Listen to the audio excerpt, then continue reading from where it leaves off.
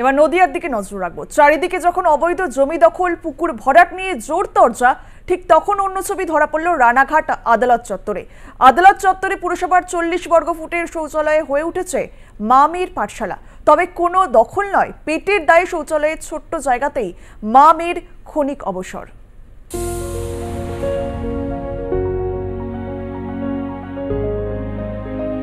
ভিড়ে ঠাসা রানাঘাট আদালত চত্বর।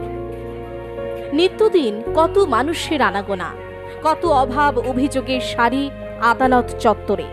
আর ব্যস্ততার মাঝেই মা মেয়ের লড়াইয়ের ছবি অনুপ্রেরণা যোগাবে মনে।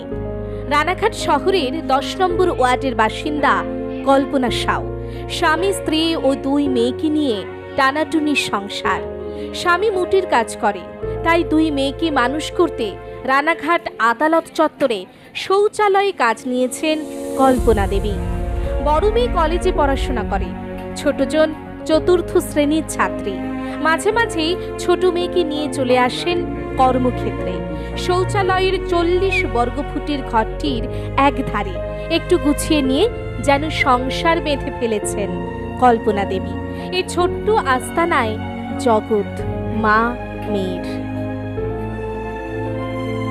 আমরা স্বামী স্ত্রী যেভাবে কষ্ট করছি, ওরা যাতে ভবিষ্যতে এই কষ্টটা না করতে হয়। ওরা পড়াশোনা করে নিজের পায়ে দাঁড়াক এবং নিজের বুদ্ধি দিয়ে ভালো কাজ করুক, এটাই আমি চাই। কি করে নাকি? আমার স্বামী বাজারে কাজ করে, মালবওয়ার কাজ করে। ওনার টাকায় সংসার চলে, যাই হোক, কিন্তু পড়াশোনার জন্য একটু অসুবিধা হয়ে যাচ্ছে, 2 মেয়ে, ওর জন্য আমি এই কাজটা নিয়েছি। কোন স্কুল? বজ্রবালা বালিকা বিদ্যালয়। কোন ক্লাসে পড়ো? 4 এ।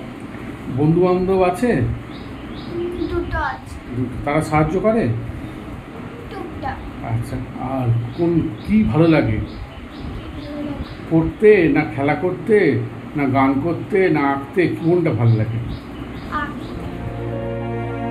সবাই যে যার কাজে চলে যায়, তাই ছোট্ট মেয়েটাকে নিয়েই কর্মক্ষেত্রে চলে আসেন মা কল্পনা সাউ।